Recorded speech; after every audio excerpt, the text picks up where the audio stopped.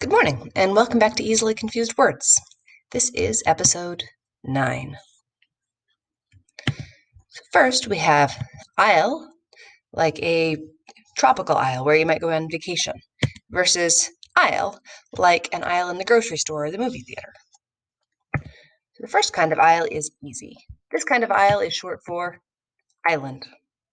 So if you can remember how to spell island, this is spelled just the same. The aisle in a grocery store. If you look down it, notice the perspective, if you were to draw this, gives it an A shape. So the aisle that you can look down and the perspective makes it gradually narrower, we spell that one with an A, just the way it looks in a photo. Next we have wait, like to not do something for now, versus weight, like how heavy something is.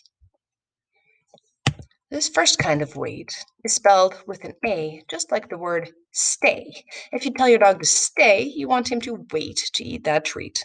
They both get spelled with A. Now, when we're talking about the weight of something, like how heavy it is, we need to use the big, heavy word. We've got a couple of letters in the middle we don't even say. All they do is make it a big, fat word.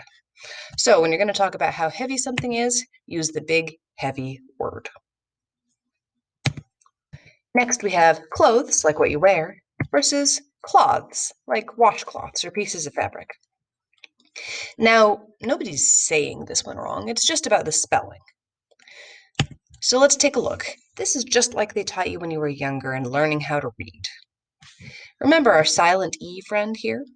He reaches over and taps his vowel friend on the shoulder and makes it say its name. So that O normally says aw, but since we have silent E, his friend here, he says oh, says his name. Clothes. Now in cloths, we don't have our silent E, so the O just does what it normally does and says ah for cloths. Remember what the silent E does. And then we have breathe versus breath. So breathing, of course, is the action of bringing the air into and out of your lungs so you stay alive, and the breath is the actual air. And again, nobody's saying this wrong. It's just about the spelling. And our trick gets to be the same. Remember, silent E leans over and taps his vowel friend here. He normally says but in breathe, because of silent E here, it's going to say E, breathe. Breath doesn't get a friend at the end. So the E in that just says eh. Next we have whose, like who's that, versus whose, like whose paper is that. So this kind of whose, we're going to focus on that apostrophe, just like in lots of our other easily confused words.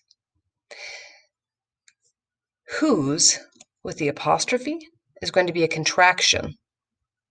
It means who is.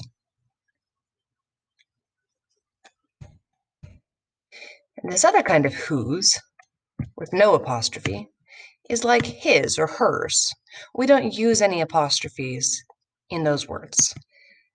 And it's also like our question words which and what. So this is a possessive pronoun. When we're showing ownership,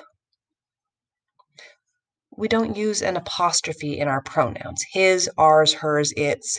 No apostrophes in any of those. That's it for this week's Easily Confused Words, and I will see you next week.